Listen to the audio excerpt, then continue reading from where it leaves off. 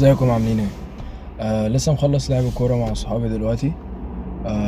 جبت جولين في الماتش، فبصراحة اتبسطت يعني.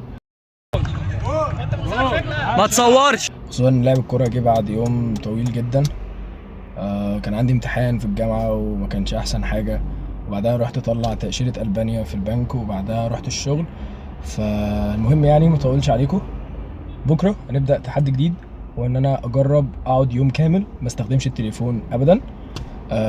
هنروح اخد شاور واكل حاجه خفيفه، وبعد كده احط التليفون في درج الكومودينو وننام ونبدا التحدي بكره. فبس يلا بينا.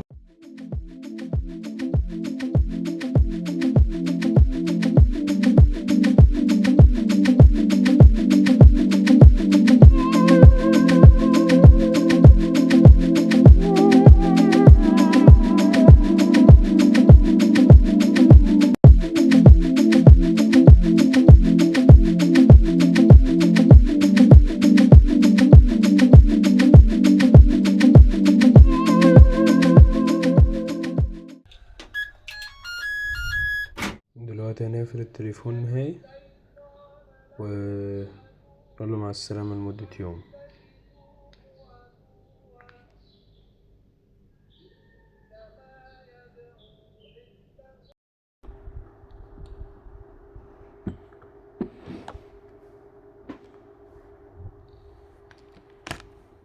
صباح الفل.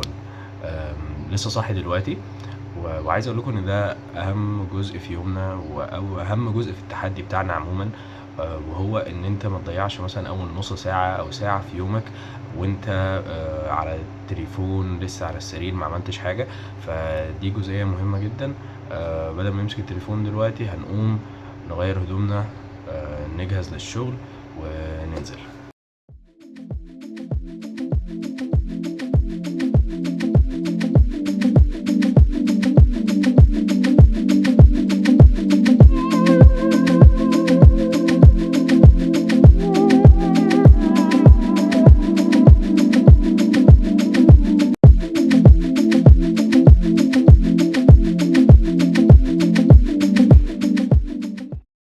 حاجة تانية نسيت اقول لكم عليها تبقى صعبة بالنسبة لي في التحدي ده، واني شخص متعود طول الوقت يكون حاطط السماعة في ودنه، طول الوقت، مشغل اغنية، مشغل حاجة على يوتيوب، بتفرج على حاجة فيديو.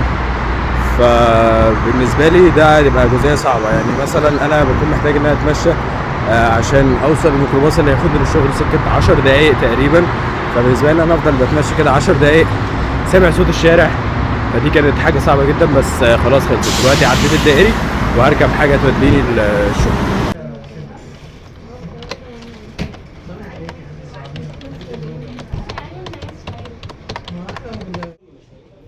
وده كان شكلي في البريك وانا مش لاقي اي حاجة اعملها.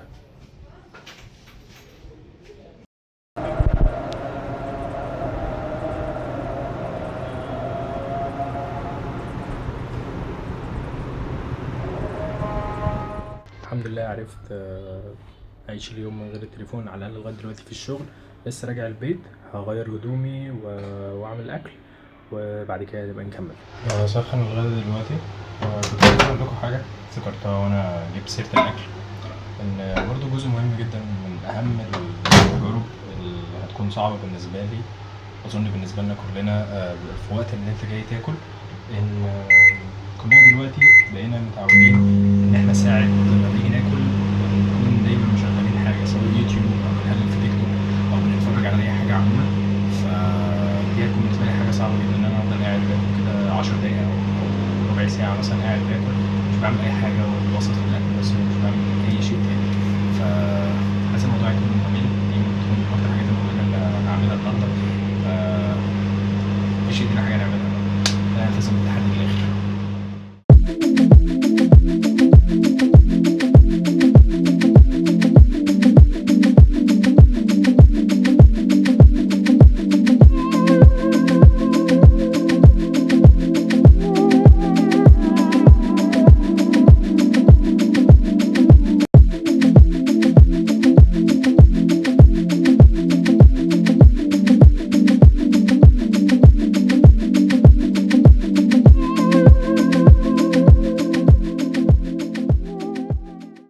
الملل بيقتلني حرفيا.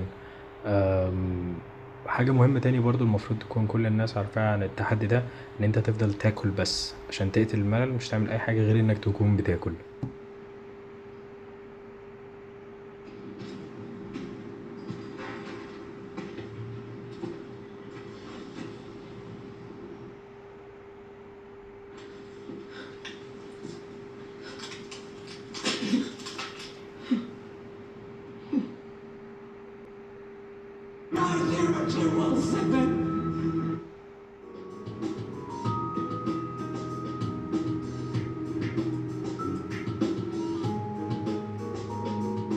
وحصيلة الأبطال اليوم حصريا على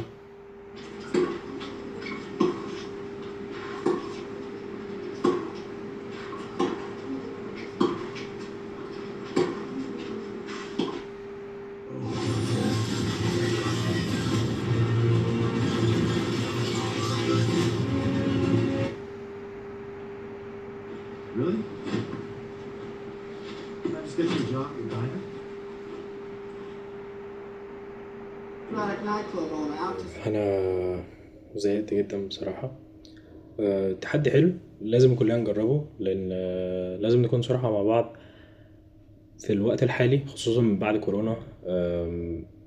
نقدر نقول ان كلنا تقريبا بنسبة 99% مننا على الاقل كلنا بقينا فون ادكتس، فلازم نحاول ان احنا نجرب التحدي ده بس لمدة يوم على الاقل. لو تقدر اكتر من كده طبعا كويس. اللي ما يقدرش ان هو يستغنى عن التليفون، ممكن تجرب حاجة تاني مثلا زي ان انت تخلي التليفون معاك بس مثلا تمسح كل السوشيال ميديا ابليكيشنز، واتساب، فيسبوك، انستجرام، اكس، كل الحاجات دي.